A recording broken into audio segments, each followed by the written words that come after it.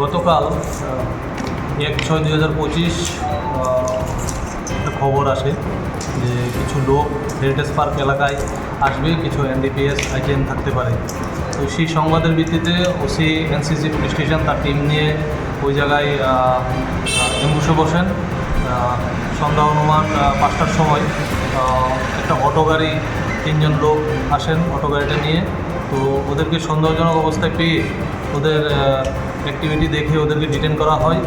Detain করে খবর পাই আমি সঙ্গে সঙ্গে ঘটনাস্থলে পৌঁছাই এবং ওদেরকে তল্লাশি চালিয়ে ওদের কাছ থেকে 384টা এসপি ট্যাবলেট, ট্রামাডোল,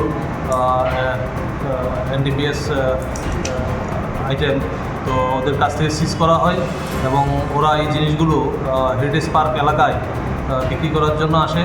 তো সঙ্গে সঙ্গে ওদেরকে আমরা অ্যারেস্ট করি এবং একটা স্পেসিফিক মামলা নিয়ে ওদেরকে আজকে কোর্টে প্রেরণ করা হবে। কতজনকে আটক করেছেন? 3 জন অ্যারেস্ট হয়েছে এই কেসে। নামগুলো? ওদের নাম প্রদ্যুৎ দেবনাথ, কিশোর মুদক এবং পরিতোষ বিশ্বাস। বাড়ি? ওদের বাড়ি নন্দননগর, শ্যামলীবাজার এরিয়ায়। এরা কি এর আগেও এই ধরনের? এর আগে অ্যারেস্ট হয়নি, তবে আমাদের কাছে খবর ছিল এই এলাকাতে কিছু লোক এসে এরকমভাবে এনডিপিএস আইটেম বিক্রি করে চলে যায়। তো সেই খবরের ভিত্তিতে আমরা দীর্ঘদিন ধরে এই অভিযান চালিয়ে রেখেছি এবং কালকে আমরা ওদেরকে ডিটেন করতে সক্ষম হয়েছি এবং এই অভিযান আমাদের জারি থাকবে। কত হবে? যে অনুমান বাজার মূল্য 40,000-এর মতো হবে।